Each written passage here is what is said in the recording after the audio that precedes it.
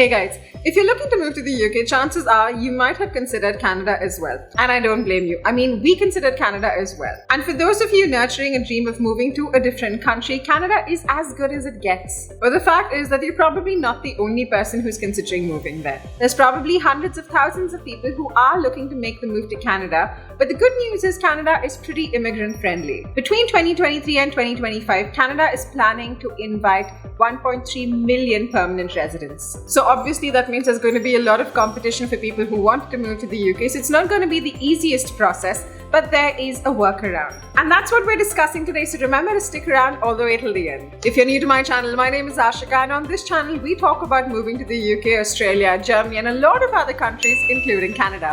With that, let's dive in. Now, the first option is the Express Entry program, and for those of you who are looking seriously to move to Canada, this is your fastest and the best option. It's also the most popular option for people looking to settle in Canada and start their new lives. So, if you're serious about it, this is your best bet. Now, the brilliant part about this program is that Canada welcomes about 250,000 people just through this program every year. The Express Entry system is an online system used by the Canadian government to organize and process applications for skilled workers who wish to migrate to Canada and acquire Canadian permanent resident status. Now, under this Express Entry, there are three types of immigration programs. The first is the Federal Skilled Worker Program, then there's the Federal Skilled Trades Program, and there's the Canadian Experience Class. The Federal Skilled Worker Program is for skilled workers with foreign experience who want to immigrate to Canada permanently. Then there's the Federal Skilled Trades Program, which is for skilled workers who want to become permanent residents based on being qualified in a skilled trade.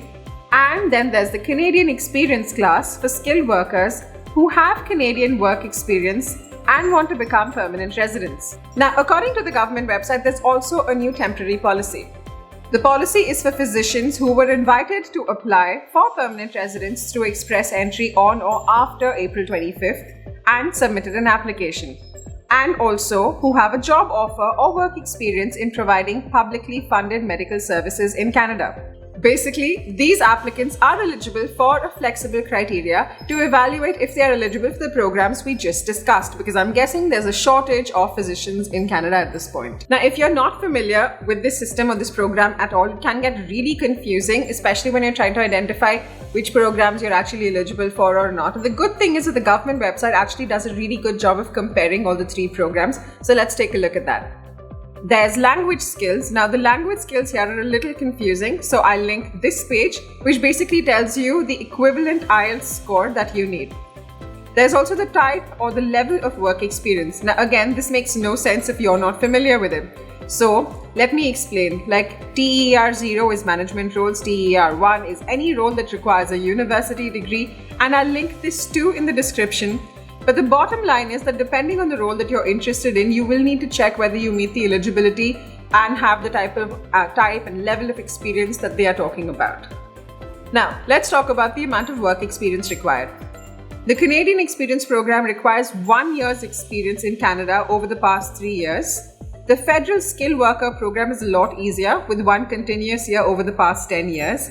And the Federal Skilled Trades Program, on the other hand, requires 2 years over the past 5 years.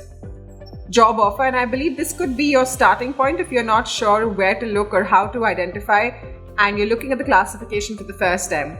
Both the Canadian Experience Class and the Federal Skilled Worker Program do not require you to have a job to apply for this program. But the Federal Skilled Trades Program requires you to have a job offer for at least 1 year or a certificate of qualification in your skilled trade that's issued by a Canadian authority. And now, education. This is again also very important. So the Canadian Experience Class program and the Federal Skilled Trades program, you don't require secondary education, but the Federal Skilled Worker program does. So if you're looking to simplify it, the Canadian Experience Class is for skilled workers who have Canadian experience and a year's of work experience that was gained in the 3 years before they applied. The Federal Skilled Worker Program is for skilled workers with foreign experience with a major criteria when it comes to education. And the Federal Skilled Trades Program is for skilled workers who are qualified in a skilled trade who must have a valid job offer or a certificate of qualification.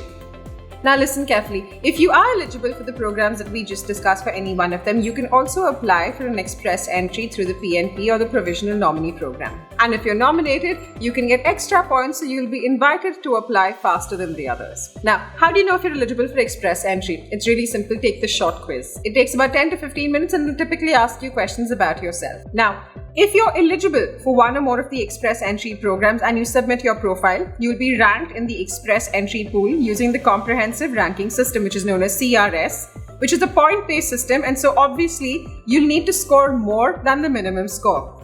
And after you get your documents ready, there's an entire list which is mentioned here, and you fill out your profile.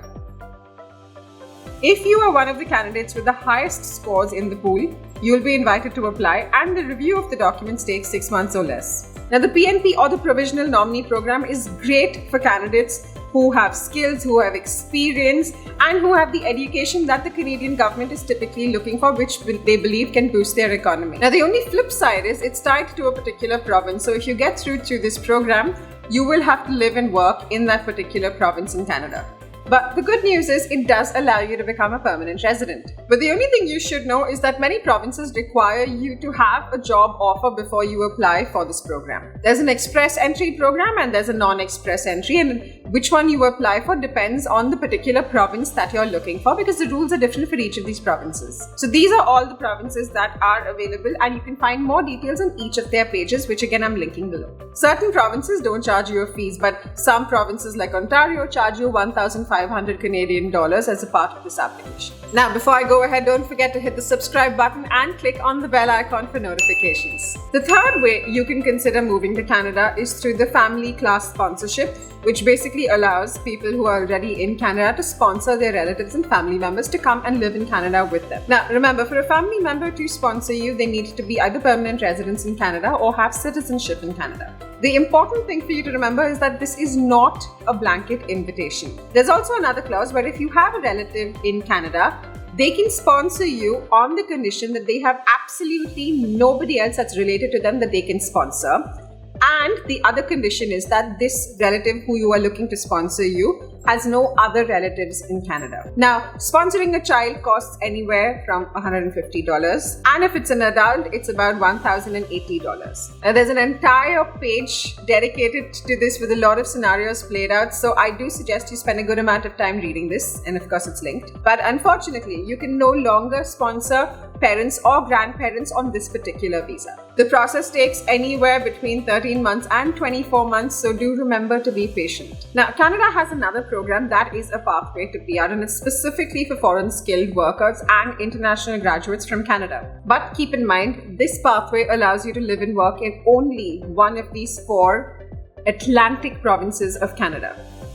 There's New Brunswick, there's Nova Scotia, Prince Edward Island, or Newfoundland and Labrador. Now, this program was specifically designed for employers to hire talent, especially if they couldn't find this talent or fill these roles from within these provinces, which also then means that if you want to be eligible for this visa, you need to have a job which offers sponsorship from a designated employer in Atlantic Canada. The fees for this is $1,365, and the process usually takes about 6 months. And moving on, Canada has the startup visa, which is very similar to the UK startup visa. It's basically focused on entrepreneurs who have the skills and the potential to build businesses in Canada, but they must meet certain criteria. The businesses must be innovative, they must create jobs for Canadians, and they must be able to compete on a global scale, which basically means that if you had a startup idea around opening a bakery, it's definitely not going to work. So if you do manage to get support from one of the designated organizations, this could be a pathway for you to move to Canada and get a PR. Now, apart from the whole program that Canada has, also do remember that Quebec has its own startup program, so you should also keep that in mind and have a look at that. There are 3 types of designated organizations. There's venture capital funds, and of all of these listed organizations, at least one of these groups should agree to invest a minimum of $200,000. There's the angel investor groups, and you must get at least 1 or more investors connected to these groups to agree to invest a minimum of $75,000. There's also business incubators. While there's no monetary requirement here, you must be accepted into one of these programs. This program is substantially more expensive. It's $2,140, and the processing time is 37 months. Now, let's talk about a few questions which you might have, especially if you're new to the entire Canada process. The first question is, do you actually require experience to immigrate into Canada?